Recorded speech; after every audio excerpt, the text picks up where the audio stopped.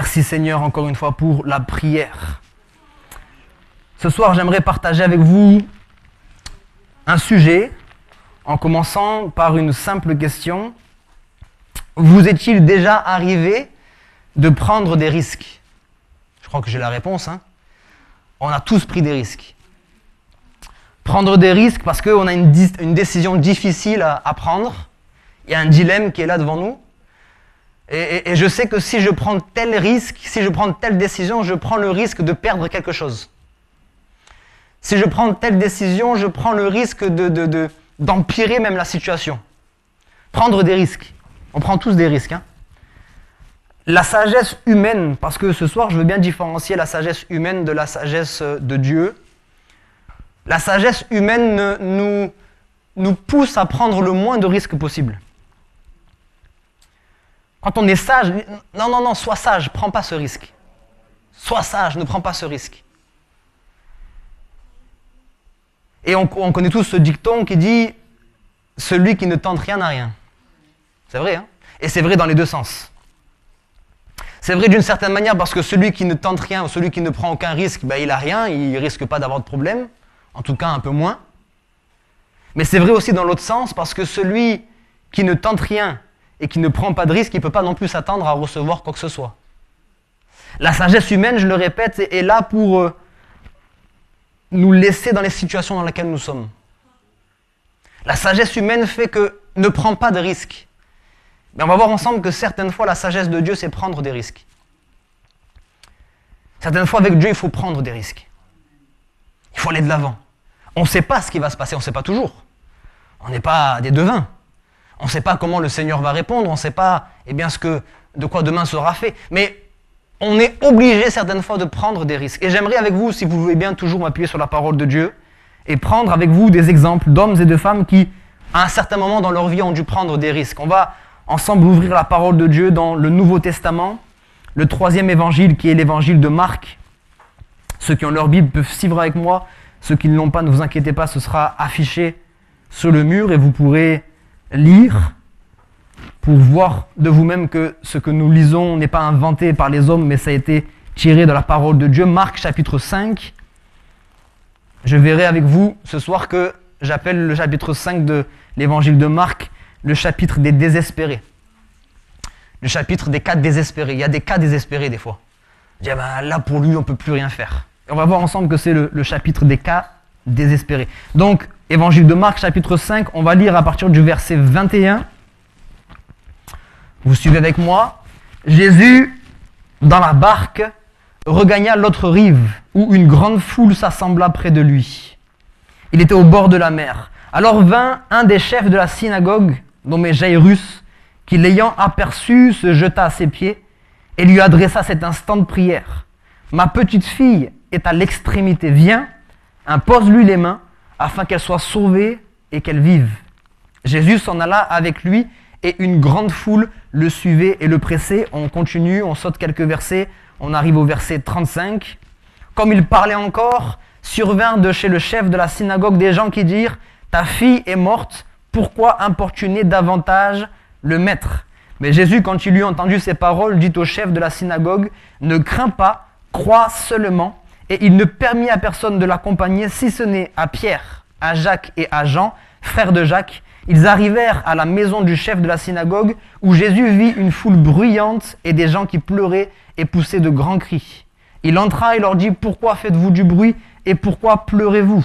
L'enfant n'est pas morte, mais elle dort. » Et ils se moquèrent de lui. Alors ayant fait sortir tout le monde, il prit avec lui le père et la mère de l'enfant et ceux qui l'avaient accompagné, et il entra là où était l'enfant. Il la saisit par la main et lui dit « Talitha koumi », ce qui signifie « Jeune fille, lève-toi, je te le dis ».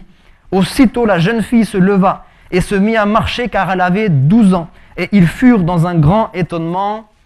Amen. Voici l'histoire d'un homme. Alors, vous vous dites c'est une histoire qui est vieille maintenant parce qu'elle date d'il y a 2000 ans. Mais le Seigneur n'a pas changé. Le Seigneur est toujours le même. Le Seigneur ne fait point de favoritisme entre un homme et un autre, entre une génération et une autre. Il est le même hier, aujourd'hui et éternellement. Cet homme, la Bible nous dit que c'était un chef religieux, un leader religieux. C'était un responsable spirituel. Il était responsable d'une synagogue, chef d'une synagogue.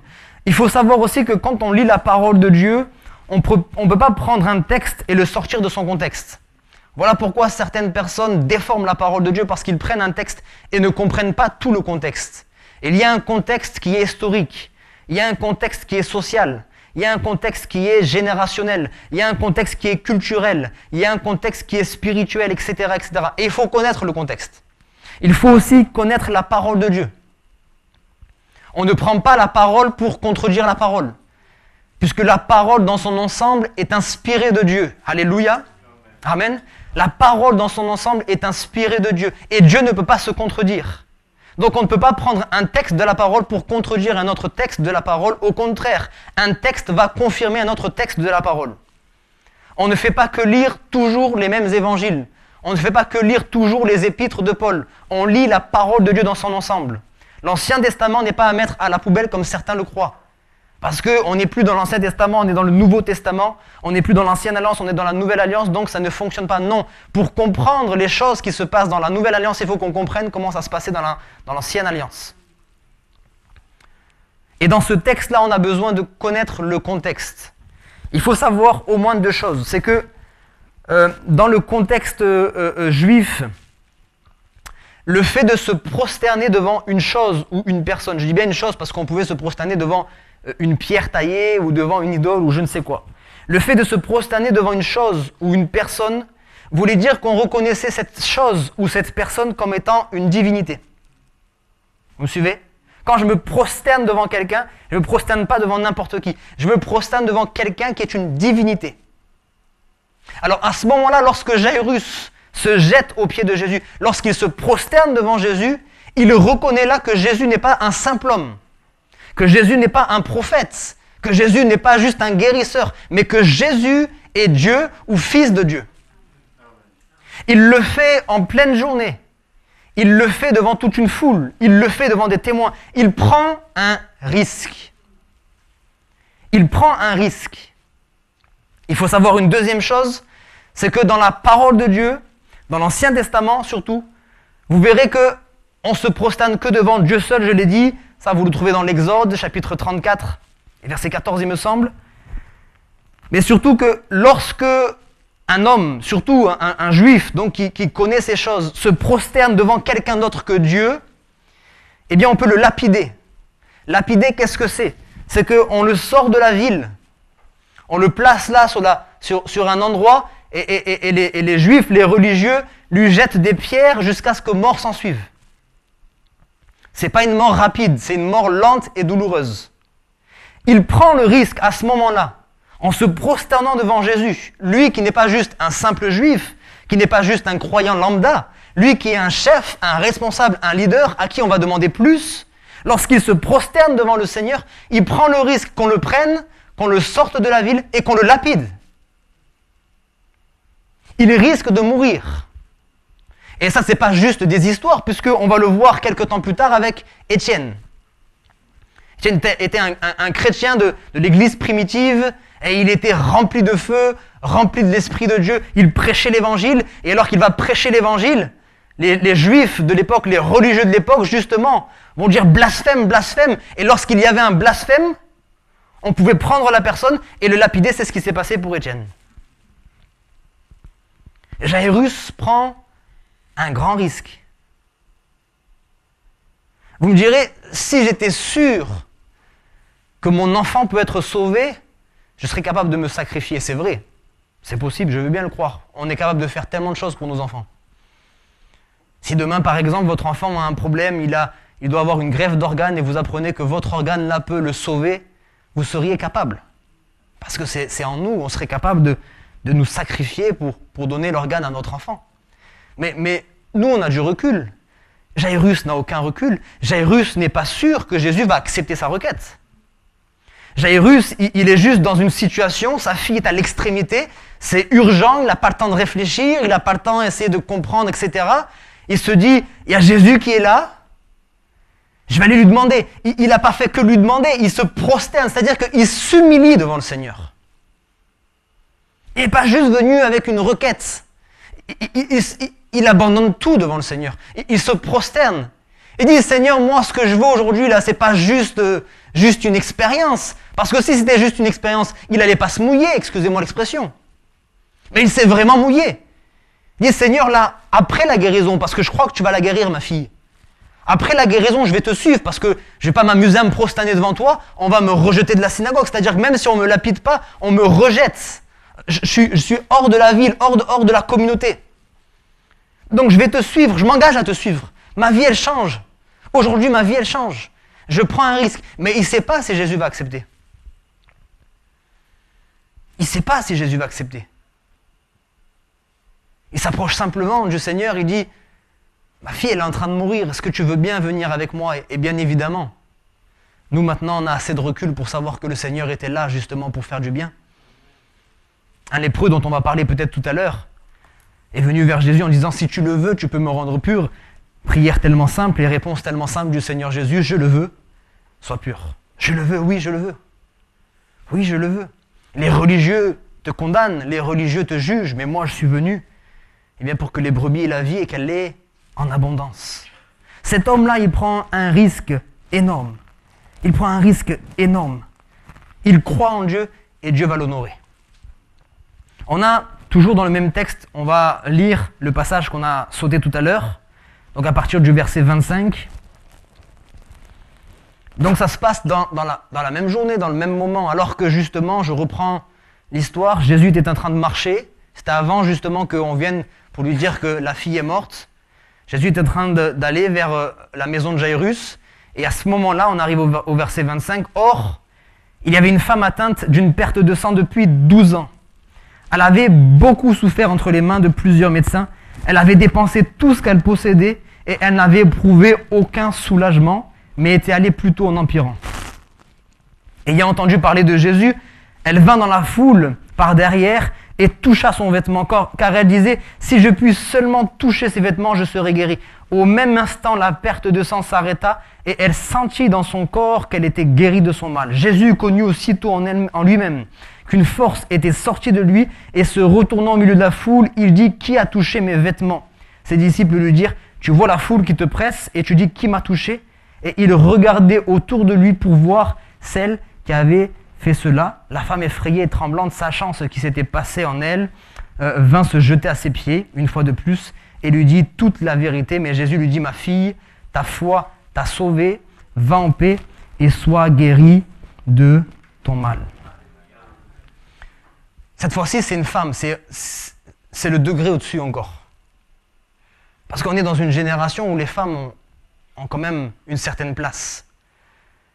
Mais à l'époque, surtout dans le contexte juif, la femme n'avait pas beaucoup de place. Elle était très peu considérée.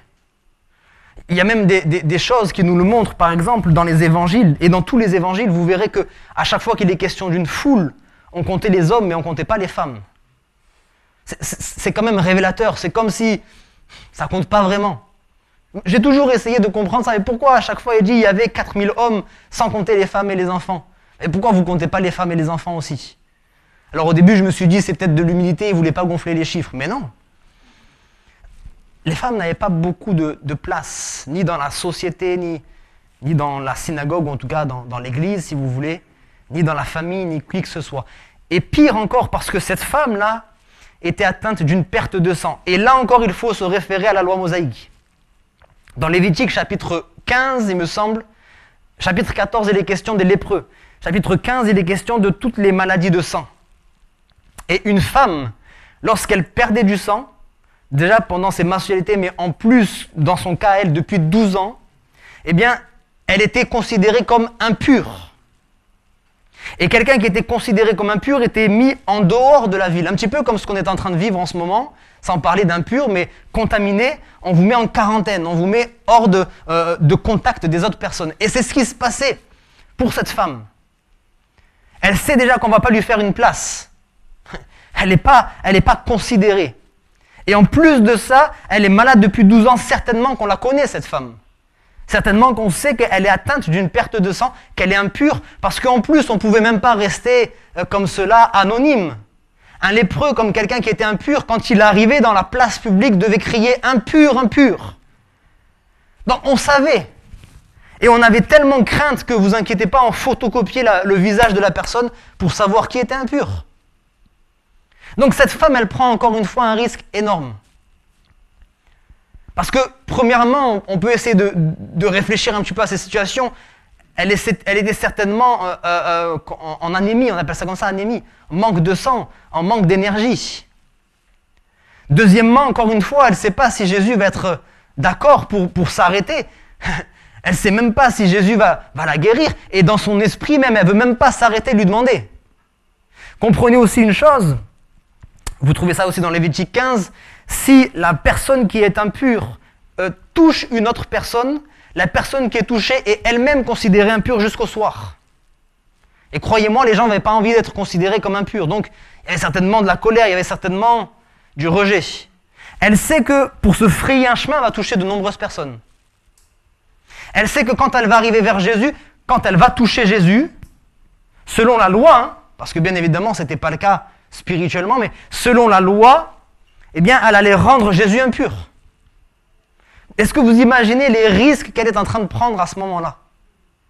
Elle risque aussi d'être déçue une fois de plus. Parce que la Bible nous dit qu'elle a été voir tous les médecins. Et à chaque fois, elle a dû y aller avec tout son espoir. Elle a dû dire, mais c'est bon, je pense que cette fois-ci, c'est le bon. Cette fois-ci, il va avoir le bon diagnostic, il va avoir les bons médicaments, etc. Mais ça ne marchait jamais. Sa situation, non seulement elle ne s'arrangeait pas, mais elle s'empirait de plus en plus. Elle s'empirait de plus en plus. Cette femme, elle est fatiguée. Cette femme, elle a envie d'arrêter. Mais la Bible nous dit qu'elle entend parler de Jésus. Le témoignage. Elle entend parler de Jésus, et alors qu'elle entend parler de Jésus, il y a comme un espoir qui naît en elle. Elle se dit, peut-être c'est ma dernière chance. Peut-être que quelqu'un ce soir va se dire aussi, c'est ma dernière chance d'être sauvé. C'est ma dernière chance d'être guéri, c'est ma dernière chance d'être délivré.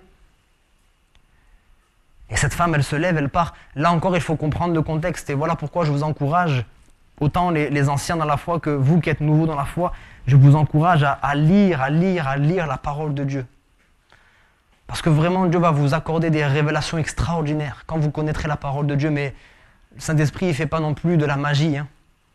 Si vous ne connaissez pas la parole, il ne peut pas vous rappeler les versets. Mais quand vous allez connaître la parole sans l'apprendre par cœur, vous verrez que le Saint-Esprit va vous rappeler une parole de l'Ancien Testament qui va être en lien avec le Nouveau Testament. Et là, par exemple, quand vous êtes dans le livre des Nombres, chapitre 15, la fin du chapitre, si on peut l'afficher, je crois que c'est mais à partir du verset 37, Nombre 15, à partir du verset 37, il est question du vêtement.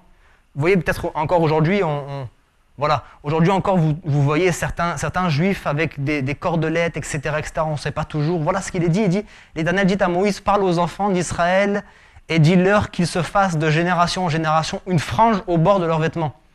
Et qu'ils mettent un cordon bleu sur cette frange du bord de leurs vêtements. Si tu peux mettre la suite, là, jusqu'à la fin. Quand vous aurez cette frange, vous la regarderez et vous vous souviendrez de tous les commandements de l'Éternel pour les mettre en pratique. Et vous ne suivrez pas les désirs de vos cœurs et de vos yeux pour vous laisser entraîner à l'infidélité. Vous vous souviendrez ainsi de mes commandements, vous les mettrez en pratique et vous serez saints pour votre Dieu. Je suis l'Éternel votre Dieu qui vous ai fait sortir du pays d'Égypte pour être votre Dieu. Je suis l'Éternel votre Dieu. Donc, si vous voulez, la symbolique de ces cordelettes-là, du bord des vêtements, c'était la parole de Dieu. C'était la symbolique, se souvenir de la parole, se souvenir de la loi, se souvenir de ce que Dieu avait fait. Alléluia. Donc, cette femme-là, c'est plus... Vous voyez, la Bible, quand elle donne des détails, ce n'est pas des détails qui servent à rien. Il y a des révélations dans ces choses-là. Elle ne touche pas le bord de son vêtement pour rien. La Bible n'aurait pu donner aucun détail et juste dire, elle le toucha. Mais la Bible dit qu'elle touche le bord de son vêtement. Déjà, si elle touche le bord de son vêtement, c'est qu'elle est humiliée comme Jairus. Elle ne vient pas avec orgueil. Elle ne vient pas avec plein d'assurance. Et c'est ce qui manque aujourd'hui. C'est mon sujet de prière en tant que pasteur, et j'espère que c'est le sujet de prière de mes frères et sœurs de plus en plus, qu'il y ait une conviction de péché telle que les gens, quand ils s'approchent de Dieu, ils ne s'approchent pas la tête haute. Quand ils s'approchent de Dieu, ils réalisent sa sainteté. Ils réalisent sa grandeur. Ils réalisent qu'ils sont perdus pour l'éternité. Ils réalisent quelle est leur fin. Et quand ils s'approchent de Dieu, c'est le cœur humilié, le cœur brisé. Ils se prosternent devant Dieu. Et en général, quand ça commence comme ça, quand on s'humilie devant Dieu, c'est Dieu qui nous élève. Mais des fois, on veut sauter cette étape et on veut s'approcher de Dieu en étant déjà debout. Celui qui est debout, qu'il prenne garde de ne pas tomber. Et souvent, c'est ce qu'on voit. Des personnes qui se sont approchées du Seigneur, mais sans s'humilier, ils étaient déjà debout. Et quelques temps plus tard, ils sont tombés. Il faut qu'on puisse retrouver ces véritables conversions, avec une véritable conviction de péché. Où on est là, on s'approche du Seigneur et on vient au bord de son vêtement. Et cette femme, elle vient au bord du vêtement parce que déjà par la parole, par le témoignage, la foi commence à grandir en elle. Elle a entendu parler de Jésus et puis en plus, elle va s'approcher en s'attachant, en s'appuyant, en touchant la parole de Dieu. C'est toujours sur la parole. C'est pas sur ma parole en tant que pasteur. Et voilà pourquoi j'ai voulu vous citer les Écritures, j'ai voulu les afficher pour que vous sachiez que c'est pas moi qui ai inventé quoi que ce soit. C'est Dieu lui-même qui parle ce soir. C'est Dieu lui-même qui a déclaré. Et puisque la Bible dit qu'il n'est pas un homme pour mentir, ni fils de l'homme pour se repentir, c'est-à-dire pour revenir en arrière, tout ce qu'il a dit, il l'accomplira certainement. Il l'accomplira certainement. Il dit, est-ce qu'il y a une personne qui veut croire ? Est-ce qu'il y a une personne qui veut bien prendre un risque ? Cette femme-là, elle s'approche par derrière, ça me fait penser bien sûr à Nicodème, Jean chapitre 3, verset 1. On ne va pas lire à partir du verset 1, le 3e chapitre de l'évangile de Jean, où il y a cet homme qui lui aussi est un chef religieux. Et lui, puisqu'il n'a pas le courage, comme Jairus, de s'approcher en pleine journée, de se prosterner, même s'il n'a pas le courage, il trouve quand même le moyen de s'approcher du Seigneur. Il vient de nuit. Elle est venue par derrière. Lui, il est venu de nuit, peu importe la manière dont tu t'approches du Seigneur. Le plus important, c'est que tu t'y approches. Et il s'approche de Jésus. Il va lui poser des questions. Et cet homme, lui aussi, il va s'intéresser à connaître la vérité. Il va même d'ailleurs déclarer, nous savons, il ne parle pas en son nom à lui. Il est en train de dire, et c'est très important ce texte des Écritures aussi, c'est ce qui va expliquer aussi le blasphème contre le Saint-Esprit, c'est qu'il dit, en son nom à lui et au nom des chefs religieux, nous reconnaissons, nous savons que tu es un docteur venu de Dieu. Parce qu'il n'y a personne qui peut faire les miracles que tu fais s'il ne vient pas de Dieu. Donc il dit, je confesse, je déclare que tu viens de Dieu, que ce que tu fais vient de Dieu, et puis quelques temps plus tard, ces mêmes religieux vont dire, si tu fais ça, c'est par Belzébul. Ça, c'est ce qu'on appelle un blasphème. Ça, c'est ce qu'on appelle un blasphème. Et le blasphème contre le Saint-Esprit n'est pas pardonné. Et cet homme, il s'est approché. Chacun a pris un risque. Je ne vais pas m'étaler pendant des heures et des heures, mais je pourrais parler de ce lépreux justement qui s'est approché de Jésus. Lui aussi, lépreux, Lévitique chapitre 14, il était mis hors de la ville. Il n'avait pas le droit d'être en contact avec les gens. Comme je l'ai dit, quand il arrivait, il devait dire impur, impur, impur. Et tout le monde s'éloignait. Et cet homme s'approche de Jésus et dit, si tu le veux, tu peux me rendre pur. Jésus lui dit, je le veux, sois pur. Et lui aussi va être guéri. Et tous, et il y en a encore tellement d'exemples dans la parole de Dieu et dans l'histoire, des hommes, des femmes qui ont pris des risques. Ce soir, est-ce qu'il n'y a pas quelqu'un qui doit prendre un risque pour le Seigneur ? Quand on s'approche de Dieu, on prend des risques. Peut-être quelqu'un me dira, si je donne ma vie au Seigneur, si je mets ma vie en règle, je prends le risque de perdre beaucoup d'argent parce que je vais déclarer à la CAF, par exemple, mes vrais revenus, ma vraie situation. Et en faisant cela, je vais perdre de l'argent. On risque même de me mettre une amende parce que les gens vont se rendre compte que jusqu'à maintenant, je fraudais. C'est un risque que je prends. Quelqu'un peut-être pourra dire, je prends un risque important parce que si je me donne au Seigneur, je risque peut-être de perdre certains membres de ma famille. Mais il y a une bonne nouvelle, c'est que le Seigneur a dit, il n'y a personne qui pour moi ou pour l'Évangile a perdu un père, une mère, des enfants, un époux, une épouse, des maisons, qui que ce soit, et qui n'ait reçu au centuple. Alléluia. Je répète, Dieu n'est pas un homme pour mentir. Il dit, si tu perds certains membres de ta famille, tu trouveras une famille en Jésus-Christ. Et cette famille, elle est innombrable. Il y a cette famille locale là déjà, gloire à Dieu. Il y a la famille locale, mais la famille, elle est plus grande que ça. Tu pourras aller dans n'importe quelle ville en France. Tu pourras aller peut-être même dans le monde entier pratiquement, tu trouveras des frères et sœurs. Tu trouveras une famille en Christ. Quelqu'un me dira, si je donne ma vie au Seigneur, je prends le risque de perdre mon emploi. Parce que j'ai des principes chrétiens et ce qu'on me demande de faire n'est pas toujours... J'ai failli perdre aussi mon emploi. J'étais, pour la petite anecdote, et peut-être quelqu'un se retrouvera dans cette situation, j'étais à Monoprix, je travaillais en boulangerie et souvent mon chef, celui qui était juste au-dessus de moi, vous savez, il y a une hiérarchie, j'avais plusieurs chefs, mais celui qui était juste au-dessus de moi me demandait de mentir très souvent pour des petites choses qui n'étaient pas forcément graves. Et tu diras qu'on n'a plus de pain, tu diras qu'on n'a plus ci, tu diras qu'on n'a plus ça, tu diras que le prix c'est ça, etc., qu'on n'a pas fait la commande. Et c'était sans cesse des mensonges. Et puis un jour j'ai dit, mais je ne peux plus mentir. C'est même pas moi en réalité, hein. C'est pas moi qui mentais, mais on me demandait de mentir. J'ai dit non, ça je ne peux plus le faire. Alors j'ai commencé à lui dire, j'ai dit la prochaine fois, je ne peux pas le faire. Et il a commencé à me menacer, il dit, mais tu crois que tu décides ici? Si je te demande de dire ça, tu le dis, je suis ton chef. J'ai dit, ben tant pis. Je préfère me retirer, je préfère poser ma démission, mais je ne peux pas faire ça. Je ne peux pas mentir. Je ne t'empêcherai pas de le faire. C'est toi le chef. Si tu veux prendre le téléphone et dire, toi tu fais, mais moi, je ne suis pas dans ces affaires-là. J'ai pris le risque de perdre mon travail. Mais Dieu a fait grâce. Alléluia. Et en plus de ne pas avoir perdu mon travail, j'ai pu témoigner à cet homme. Et aujourd'hui encore, après peut-être maintenant 5 ans que je ne suis plus à Monoprix, je reste en contact avec cet homme et je lui ai parlé encore la semaine dernière. Alléluia. Donc Dieu est capable de faire des choses extraordinaires. Quelqu'un, pour terminer, me dira, si je donne ma vie au Seigneur, on va se moquer de moi, je vais perdre des amis. Et la Bible dit aussi dans le livre des Proverbes que celui qui a beaucoup d'amis les a pour son malheur. Dans d'autres versions, il les a pour sa perte. Qu'est-ce que ça veut dire? Ça veut dire que déjà, en général, c'est faux. Celui qui dit qu'il a beaucoup d'amis, il n'a pas beaucoup d'amis. Il a beaucoup de connaissances, il a beaucoup de copains, si vous voulez. Mais il n'a pas beaucoup d'amis. Et en général aussi, celui qui a beaucoup d'amis, c'est révélateur de quelque chose. Si tu as beaucoup d'amis, c'est que tu aimes plaire aux gens. Et si tu plais aux gens, tu ne plais pas aux hommes. Dans le livre des Actes, il est dit, jugez vous-même, est-ce qu'il est mieux de plaire à Dieu ou aux hommes? Certes, il est meilleur de plaire à Dieu. Si j'ai beaucoup d'amis, c'est que je veux plaire. Et il est dit juste après, ce verset pour terminer, il est dit, il est tel ami plus fidèle qu'un frère. Les frères et sœurs en Christ. Il y a des amis que tu vas perdre dans ce monde. Mais peut-être c'était des amis qui te tiraient vers le bas. Tu vas en découvrir d'autres en Jésus-Christ. Alléluia. Amen. Quel risque tu vas prendre? Prends un risque ce soir. J'encourage chacun d'entre nous à prendre un risque ce soir. Là où tu es dans une situation bloquée depuis quelques jours, depuis quelques semaines, depuis quelques mois, peut-être depuis quelques années.